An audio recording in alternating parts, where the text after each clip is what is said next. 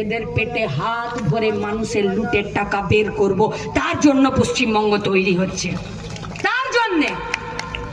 এই গোটা বীরভূমে তৃণমূলের গোষ্ঠীদ্বন্দ্ব শুধু টাকার জন্যে, এই গোটা বীরভূমে শ্রমিক খুন শুধুমাত্র অবৈধ খাদানের টাকার জন্যে, এই গোটা বীরভূমে আজকে পলিটিক্যাল পার্টিগুলো শুধুমাত্র নিজেরা নিজেদের মধ্যে তৃণমূল বিজেপি যদি মারামারি করে আর মুখ সুঙ্গাসুঙ্গি করে তো শুধুমাত্র এখানকার ইলিগাল টাকার জন্যে আর গোটা বীরভূমের মানুষকে চুষে নেবার জন্যে।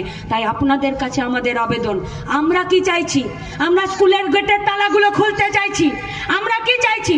আমরা চাইছি আইসিডিএস আশা প্রকল্প কর্মী যারা আছে মাথা উঁচু করে কাজ করুক। শুধু তাদের কথা বলছি না, সরকারি অফিসার থেকে শুরু করে পুলিশ, বিডিও, এসডিও, এসপি অফিসে, ডিএম অফিসে যে সরকারি অফিসাররা লেখাপড়া করে কাজ করে এসেছেন, আমরা আপনাদেরকেও কথা দিচ্ছি, তৃণমূলের সরকারটা থাকবে না, কারো কাছে আপনাদেরকে মাথা নোয়াতে হবে না, মান সম্মানের সাথে কাজ করবেন। এটা লাল ঝান্ডার আপনাদের কাছে আমাদের প্রতিশ্রুতি। সম্মান থাকবে, মর্যাদা থাকবে, গরিবেরও থাকবে, বড় লোকেরও থাকবে, যে খেটে খায় তারও থাকবে, আর যে মানুষের সঙ্গে থেকে কাজ করে তাকেও থাকবে, কিন্তু যে লুটে খাবে তাকে তো পাড়া ছাড়া করতেই হবে।